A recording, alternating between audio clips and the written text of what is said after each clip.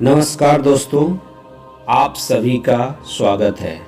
आज की कहानी आपको बताएगी कि एक ही वक्त पर पैदा हुए दो बच्चों का भाग्य अलग अलग कैसे होता है। यानी कि अगर एक ही वक्त पर दो इंसान पैदा होते हैं या दो भाई पैदा होते हैं तो एक भाई का आचरण कुछ अलग होता है, एक भाई को कुछ अलग ही दुनिया मिलती है।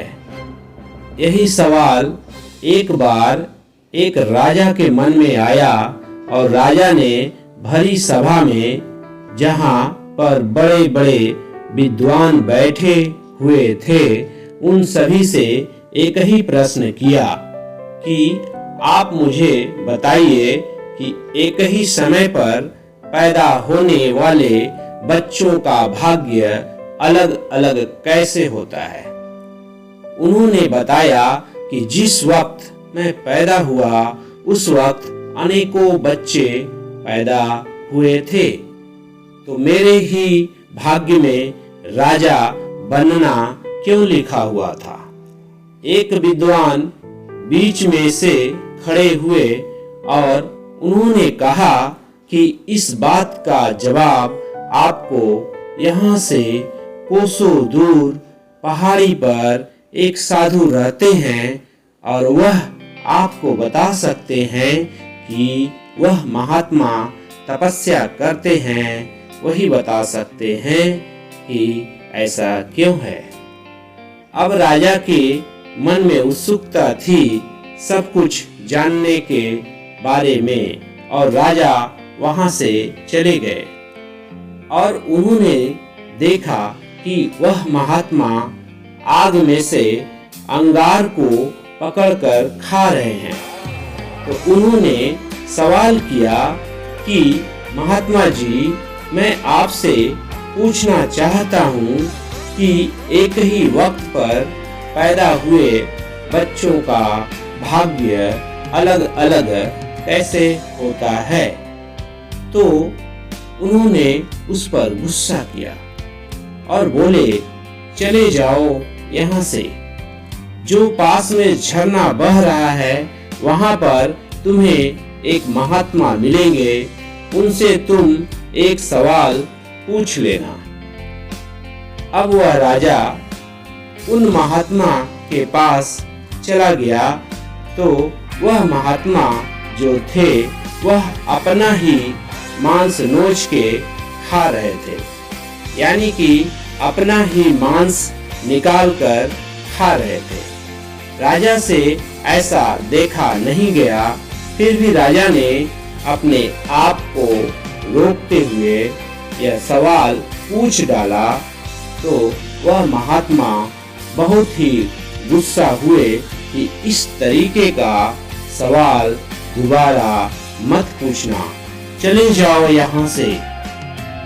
बगल के गांव में एक बच्चा है 4-5 साल का और वह मरने वाला है, तो तुम्हें बता सकता है।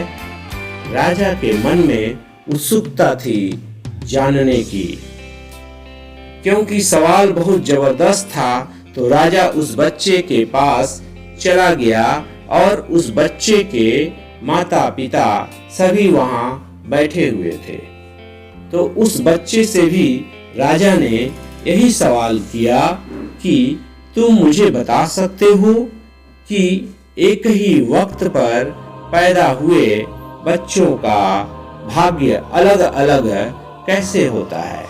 तो बच्चा मुस्कुराया और बच्चे ने बोला कि मैं आपको बताता हूँ कि पिछले जन्म में हम तीनों आपके भाई थे और जो महात्मा अंगार निकाल कर खा रहे थे, जो आपको दिखा अपना ही मांस खा रहे थे, और हम चारों पिछले जन्म में भाई थे।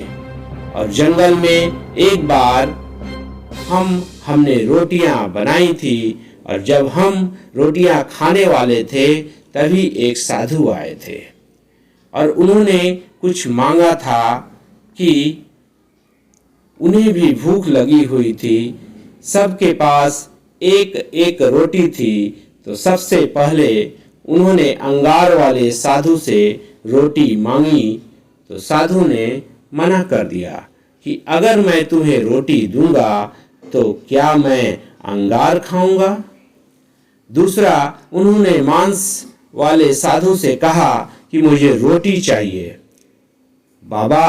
तो उन्होंने कहा कि अगर मैं तुम्हें रोटी दूंगा तो क्या मैं अपना मांस खाऊंगा।